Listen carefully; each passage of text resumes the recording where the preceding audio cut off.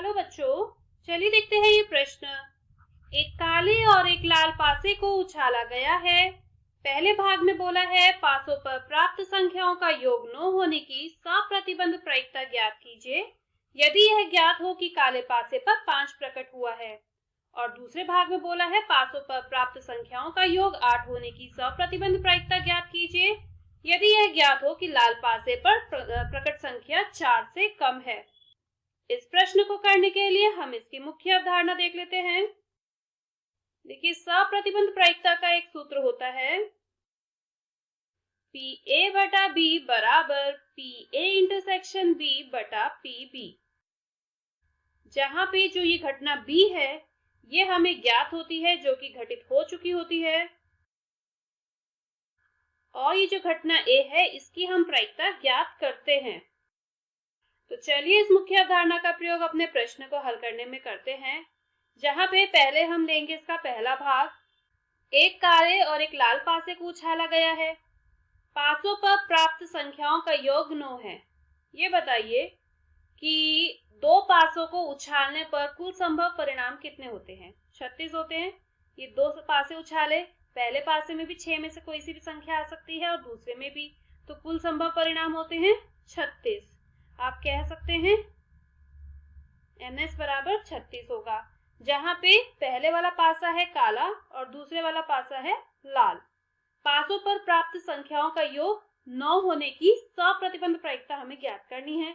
अगर हम यहाँ पे F घटना F बराबर लेते हैं कि पासों पर प्राप्त संख्याओं का योग 9 है, तो यहाँ कौन कौन से परिणाम मिल सकते हैं? या तो होगा 3 6, 4 5, 5 4, 6 3। यही वो परिणाम हो सकते हैं जिसमें संख्याओं का योग कैसा है? 9 है। यदि यह ज्ञात है कि काले पासे पर प्रकट संख्या 5 है। घटना E क्या बताती है कि काले पासे पर 5 आया है। काला पासा पहले है, मतलब पहले वाले पासे पर 5 है। तो 5 1, 5 2, 5 3, 5 4, 5 5, 5 6। ये है घटना E के संभव परिणाम। अब यहाँ पे हमें जरूरत पड़ेगी E इंटरसेक्शन F की।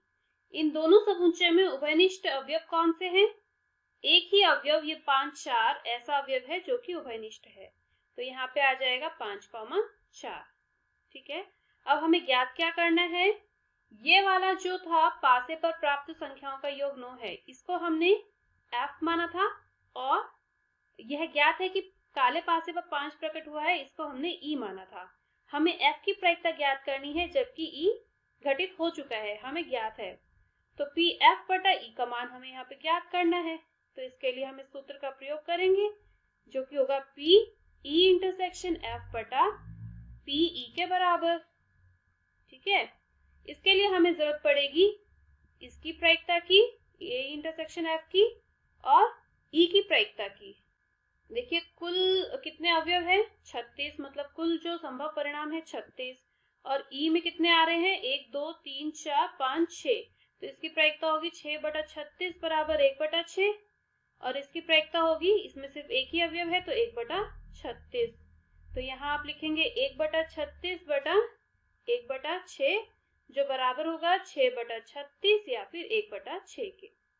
ये होगा इसके पहले भाग का उत्तर।